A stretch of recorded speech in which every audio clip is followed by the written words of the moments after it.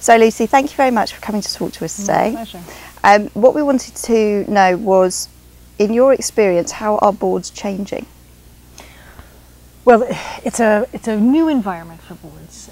It's a time of transparency. It's a time of people paying more attention to boards than ever before. And so there's an entirely new way of looking at the role of the board as well. There are much more expectations. We're much more visible. The press asks questions of us that have never been asked before. And so the external pressure is different, and also what happens in the boardroom is different, and the interaction between boards and executives is different. So, for example, one of the things that I talk about a lot is the balance of grounding and stargazing. So grounding is the sort of tick-boxy stuff. Are we following the rules? Are we within the law, the audit committee, and the legal stuff that we have to do? Really important stuff. That's one of the roles of the board. The other thing is the stargazing, which is about strategy. Are we thinking into the future? Are we thinking about 5 years, 10 years, 15 years down the road? And that's something that sometimes executives will look at the 5-year plan, but they won't look at the 20-year plan, which is hard to do. I mean, if you think how much has changed in 5 years, how do you think about 20 years? So it's an important balance to have. And there are some people who are more comfortable with the sort of tick-boxy stuff, right?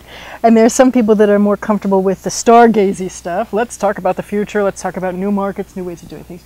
And the important thing is to actually have a balance between those things, and to have a conversation with the executive team about those things as well, because sometimes the executive team will want to have those conversations, and sometimes they won't. And so it's also about the chemistry between the executive team and the board to make sure that you can ask hard questions and have those tough conversations in the boardroom, so that when you take a new plan out into the world, you don't get pummeled as an executive.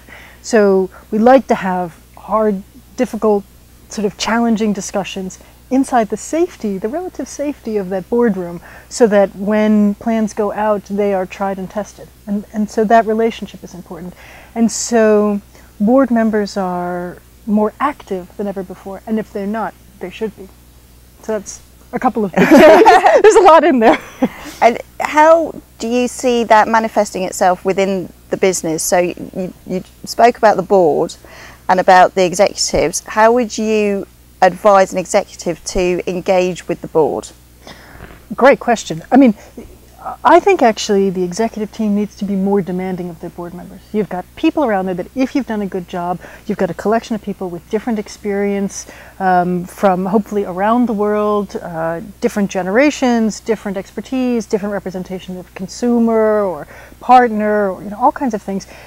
And actually, I recently had a conversation about this with one of the chief executives of a board that I sit on, and I said, "You're not asking us enough. You're not making us work hard enough. You've got people with expertise from around the world, and you're thinking about these new markets. Call us up. Get us in here.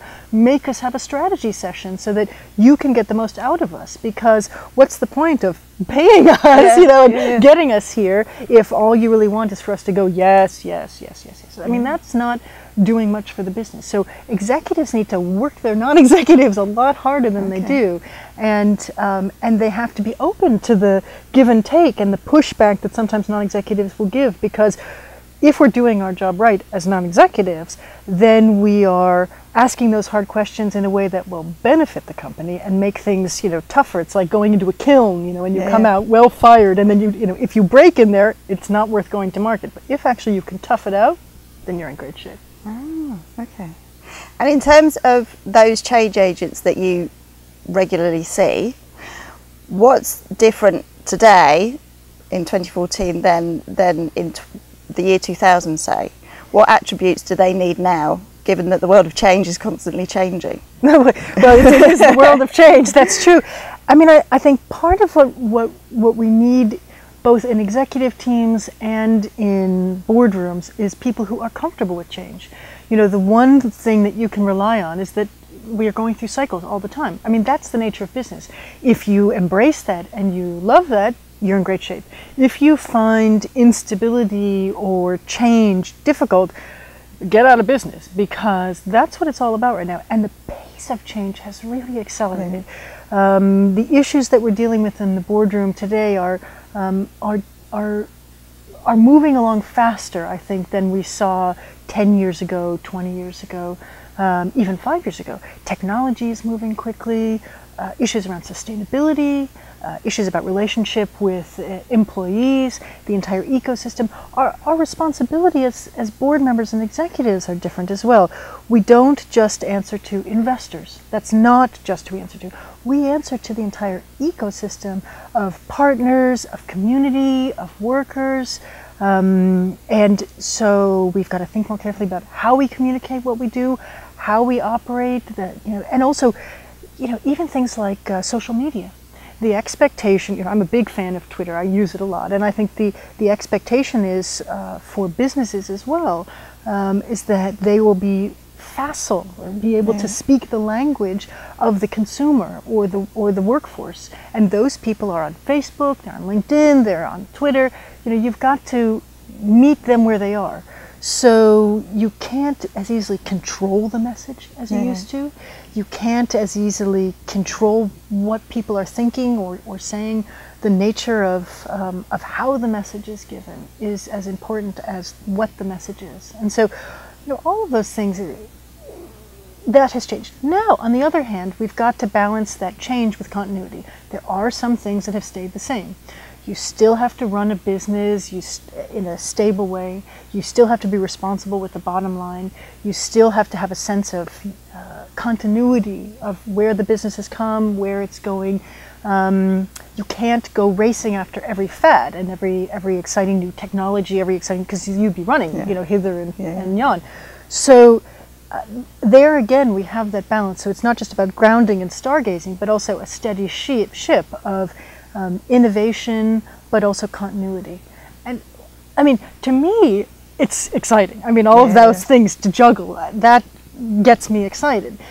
If you're in business and it doesn't get you excited, it's time to change, because that's the nature of the way things operate now. Continuity and change, grounding and stargazing, always moving, and being willing to, as a board director, sit in that room and ask the hard questions, and being willing as an executive in that situation to know that those questions actually are for the betterment of the business. And in all of that, we're all supposed to be rowing in the same direction. We're all rowing towards building a stronger business, built to last for the long term. And so that should help to ameliorate any bad feelings that might come when we ask the hard questions. Well, thank you very much. My pleasure.